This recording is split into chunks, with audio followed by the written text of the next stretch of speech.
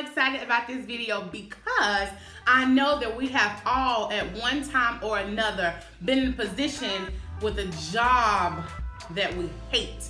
So let's talk about the 4 things to do before you ditch and quit that job that you hate. All right, so number 1, make peace. Make peace with where you are. And when I say where you are psychologically and where you are physically. The fact that you're fed up and you're ready to move on, make peace with that. The fact that you want to move on matters. Do not sweep that under the rug. You have this life to live, so you deserve to be happy. You deserve to be fulfilled. We all have to work, right? We all have to make a living. We got to eat. We got to take care of our families. We got to go to the doctor, all of these things, so we have to work. So you need income. So we make peace with that, right? Let's also make peace with the fact that you are going to pursue other employment opportunities, whether it's stepping into entrepreneurship or going to another place of work, you know? And the biggest thing for me with making peace with looking for another job was really determining the fact that this was not something that I wanted to do. So, for instance, I know for a fact that a call center is not for me.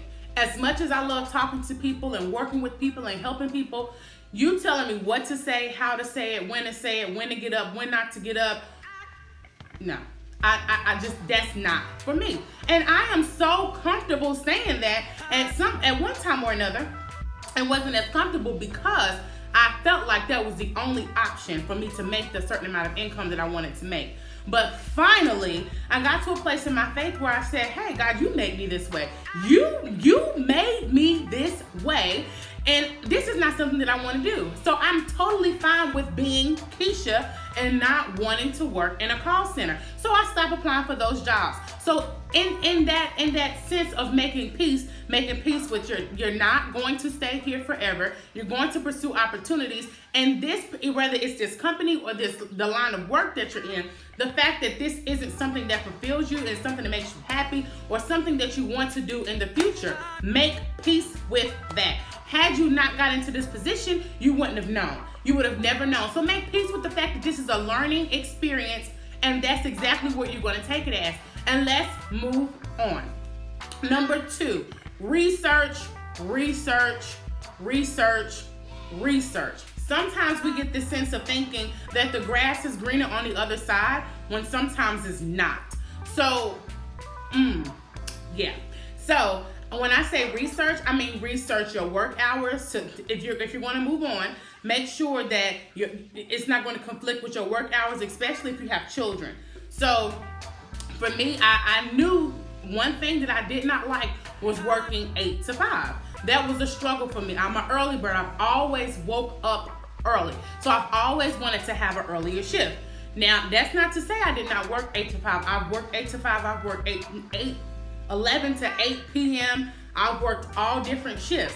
But again, I'm not afraid to pursue the things that I want.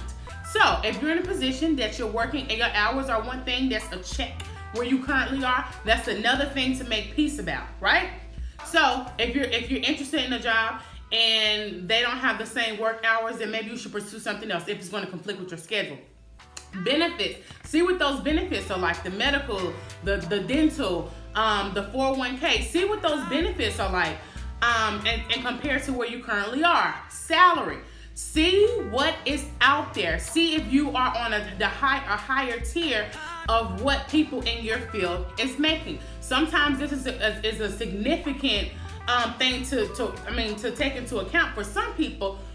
Because some people, you know, they're swayed by compensation. Other people is just being happy and fulfilled. So look into it. See what the market rate is going for people in your field. If you're looking into this and your job pays you $15,000 to $20,000 more than a typical employer in your area, then that may be something to consider before jumping ship.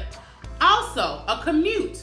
Will you have to drive? Is it on the other side of town? Can you work from home? Will you have to travel? Do you have small children? Do you have children? All of these things are things to take into account when you want to hop out of the current seat that you're in. We are adults. We are no longer children. Our income matters. So back when when I would just quit jobs, I didn't care. I just didn't want to do it anymore. So I would quit. But that's not my life right now. I would not make those same choices because I've learned, and I know that I've learned because the time before the time, I made sure that I had another place of employment before I quit, even though I didn't want to do it anymore, right? All right. So number 3, go to the doctor. 9 times out of 10, with us all being adults, I hope and pray that you have medical insurance. A lot of times, employers do not give you medical coverage right away. They may or they may not.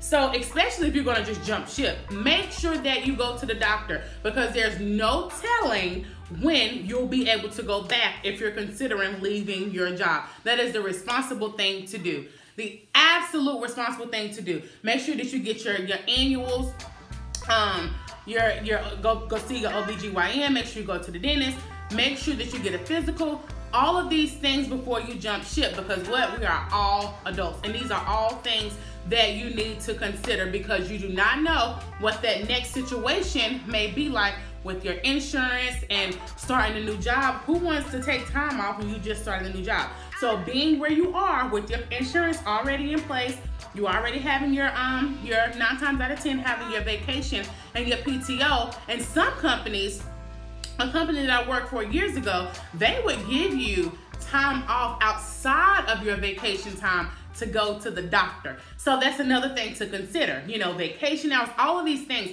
Compare, consider the pros and the cons before you make a decision. And it may not change your mind, but at least you will not be going in blindly. We are adults. There's no reason, with all of the information that's accessible to us right in the palm of our hand, while we're being blindsided by stuff. It doesn't make sense. This is your livelihood. This is how you feed your family. This is how you take care of yourself. We need to be planning for retirement.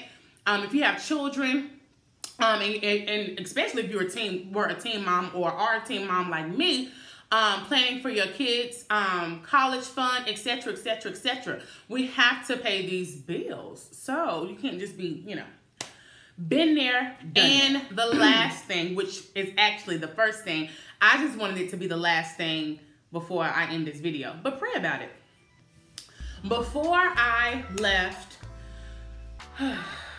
my job so a couple jobs ago, I decided that I wanted more out of my career. And I had my pros and my cons. I weighed my pros and my cons.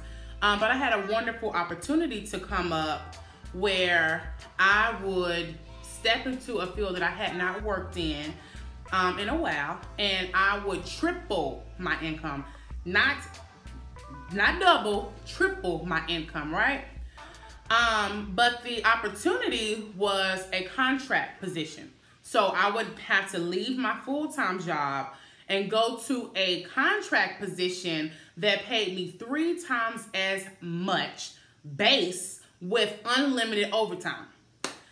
And the people kept calling. They were like, look, we'll do this. They'll pay you the maximum of this. And I was just like, no, I'm not going to leave my permanent job for a contract job. But I wasn't happy. I wasn't being challenged enough. And it just wasn't a clear path as to where I needed to go next. And this is so juicy.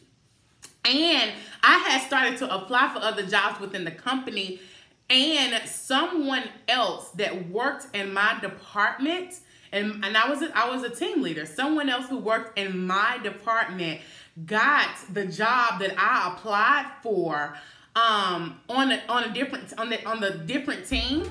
And I knew that I had more experience, but they gave the job to her. And it was really devastating, right?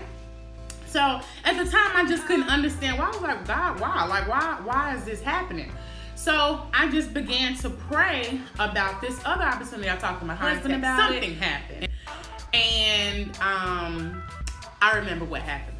So originally, I was supposed to start as a full-time employee. I got the job as a full-time employee, but they ended up pulling back and saying, no, we're not going to do full-time employees right now. We're going to do a batch hire of contractors.